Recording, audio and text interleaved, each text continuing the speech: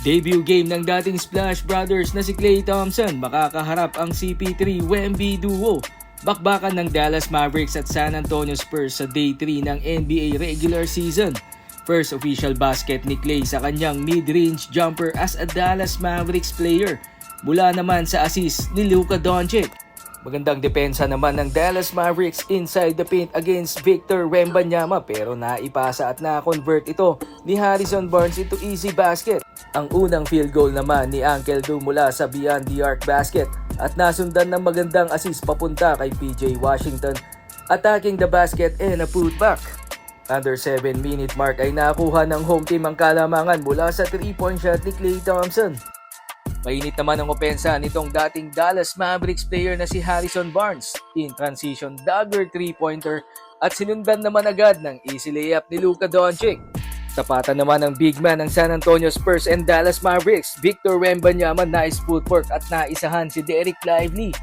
Natapos ang opening frame lamang ang visiting team na San Antonio Spurs 22-20. Under 4-minute mark ng second quarter, takeover si Luka Doncic attacking the basket with an easy layup. At isang magandang depensa na nauwi in transition alley-oop play papunta kay Dereck Lively II. Nakabawi rin naman agad sa opensa ang visiting team. First lob pass ni CP3 papunta kay Wembanyama. Sa pagtatapos ng first half ay lamang pa rin ang San Antonio Spurs 49-47. Sa pagsisimula ng third quarter, lipat na ang momentum sa Dallas Mavericks. Dito na nagsimulang mag-init ang kanilang opensa beyond the arc. Nakuha na ni Klay Thompson ang kanyang rhythm at magandang assist naman ang binibigay sa kanya ni Luka Doncic. Nagpatuloy pa rin ang efficiency ng Dallas Mavericks beyond the arc basket ng third quarter at dito sa play na to, no-look pass ni Luka Doncic papunta kay PJ Washington. Biggest lead of the game na yan ng home team, 55-69. Coming off the timeout naman, Victor Wembanyama nagpakawala naman ng dagger 3-point shot. Natapos ang third quarter, 87-80, pito ang kalamangan ng Dallas Mavericks.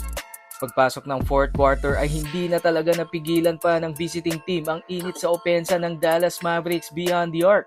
Dahilan para lumobo ang kanilang kalamangan sa fourth quarter at hindi na nagawang makahabol pa ng visiting team.